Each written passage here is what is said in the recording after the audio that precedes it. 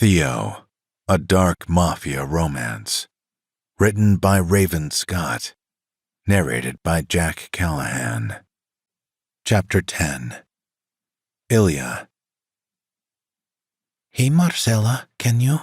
Marcella nodded before I could even pop the question, and I held my arms above my head after she took the end of the bandage. "Thanks." "No problemo, chica." She very carefully taped the wrap against my side, and I smiled when she pulled my bodysuit down my torso. "I think I might have been wrong. You buy more bandages than hair dye, I bet. I like this green, though. It matches your contacts real nice." "Thanks. Yeah, I mean, it'd suck if someone tried to grab my chest since, I don't really have one." My cheek twitched as flames licked up my neck, and Marcella smiled faintly as she held the fabric taut around my hips. Fastening the snap between my legs, I tugged and picked at the bodysuit as I examined myself in the mirror. By far, Marcella was the one at work that I was closest to, and she leaned on the small table covered in makeup and glitter vials as I fiddled with my hair. "Do you really think it looks good?" I dyed my hair temporarily with green, but used 2 different shades, and Marcella smiled broadly with a nod out of the corner of my eye. My long, curly locks were going to need to get lobbed off soon. It was the price I paid for constantly dyeing it, no matter how much assurance was on the box. I'd managed to somehow keep most of my hair healthy, but all that damage added up eventually. Against the pale pink of my suit, my hair was dark, almost mossy, and I pulled apart my lids to adjust my contacts. "I don't think I've ever seen your real hair. That's not a bad thing.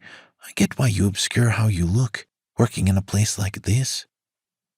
Vivid brown eyes met mine in my reflection, and I hummed softly in acknowledgement as Marcella sighed. "So, did you find a new roommate yet? Did you ever find out what happened to your old one?"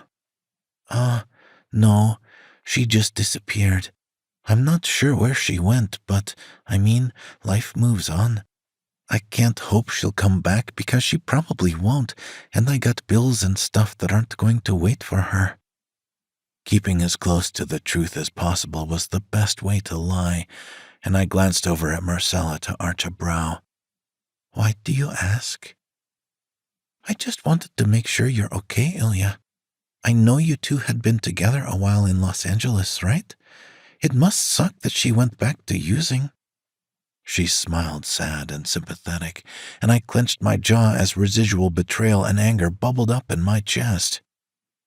"Are you looking for a new roommate, or were you just working up the nerve to ask me if you could couch surf?"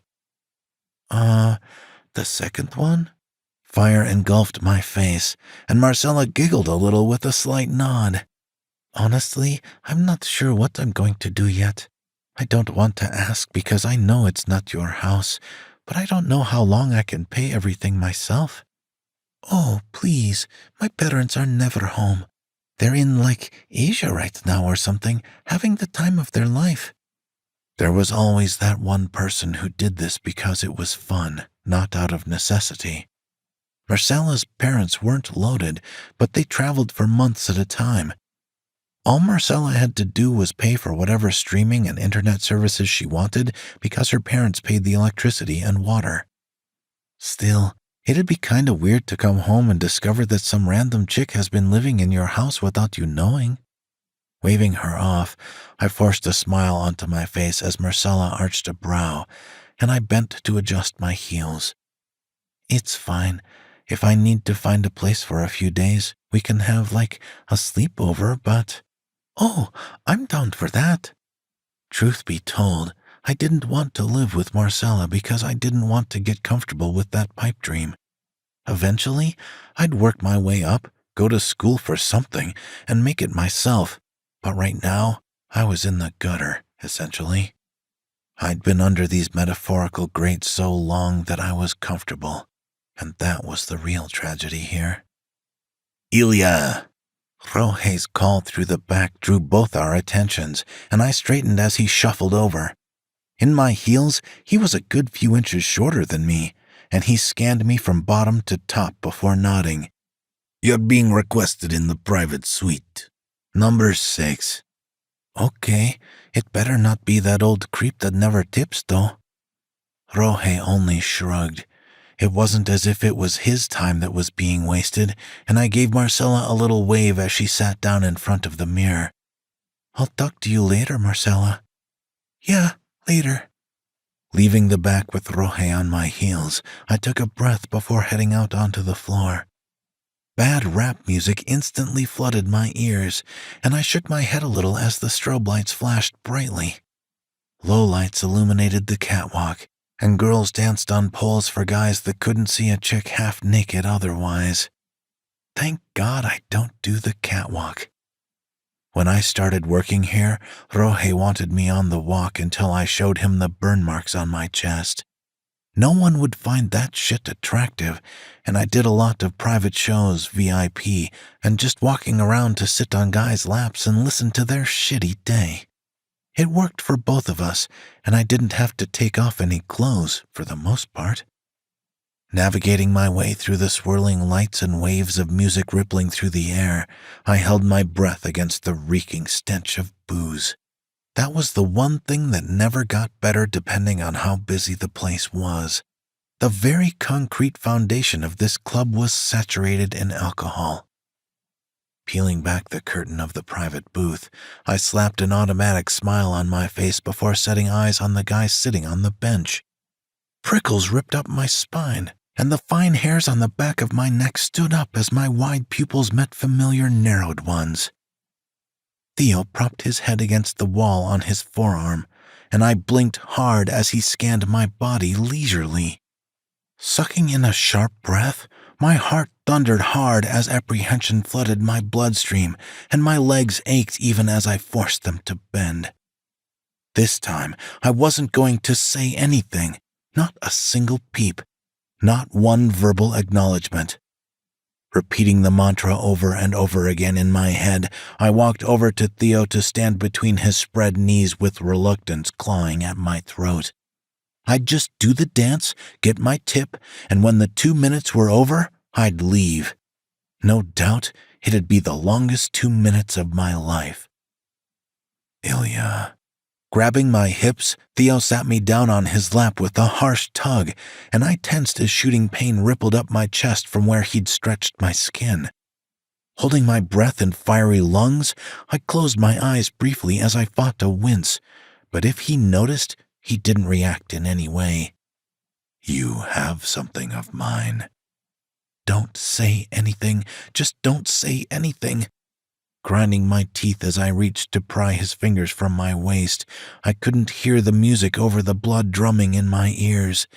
Theo tightened his grip, and my face grew hot as pin needles stabbed up my ribs. "You're not getting away so easily this time."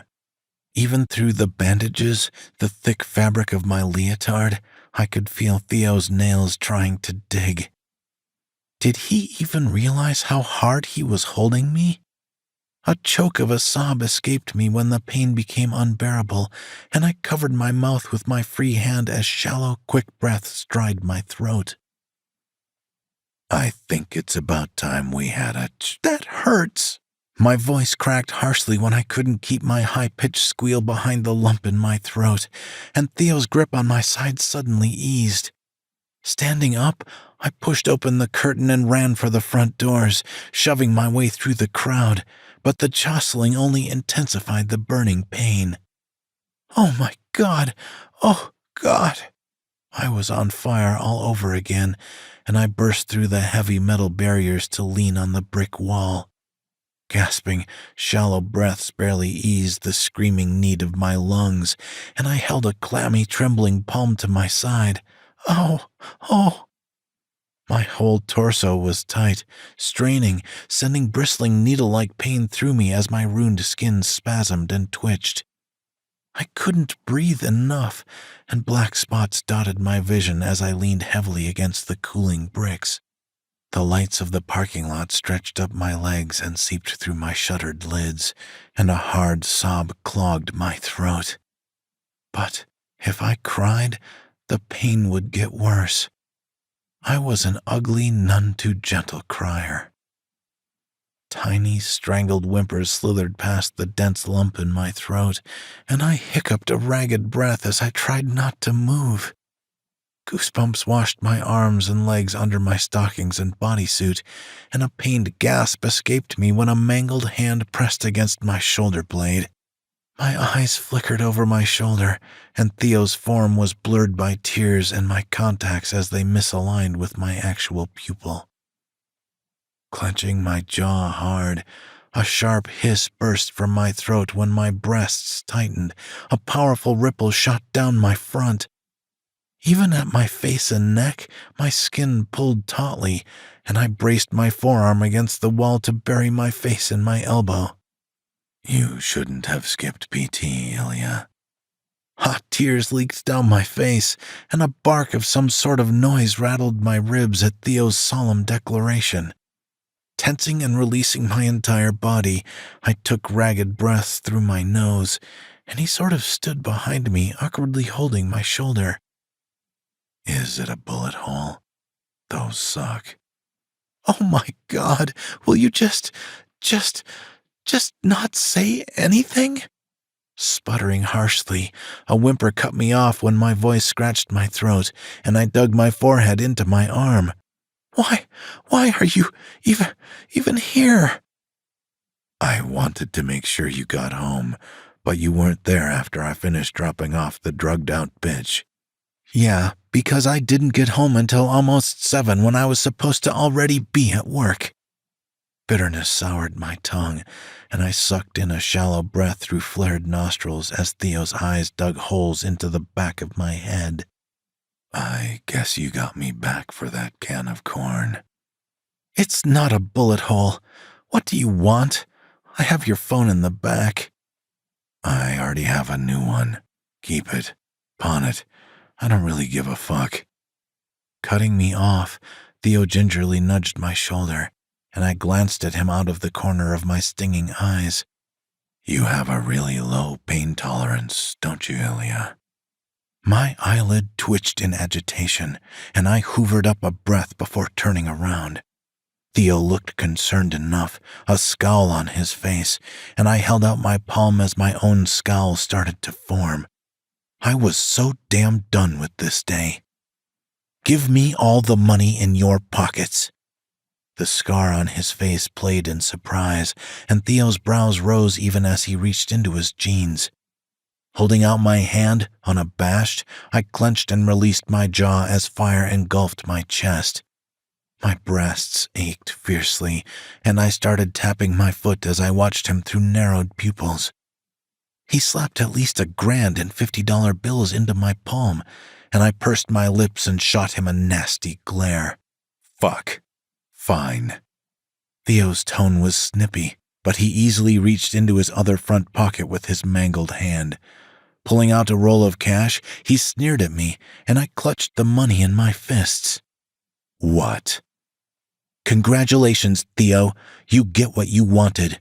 You're gonna drive me home. I hope you're happy. I couldn't ride my bike like this, and for the first time, I snarled at him with all the venom I'd been holding in. The shadows on his face darkened, and I pointed at my bike chained to the railing stiffly. Put my bike in your car while I go get my stuff. Turning on my heel, I wobbled a little as my inertia swiveled my brain, but I somehow managed to stay on my feet. The door swung open, and I shivered in relief because I probably couldn't open it out by myself. Slipping past 2 totally sloshed dudes, I shook my head viciously on my way to Roje's office.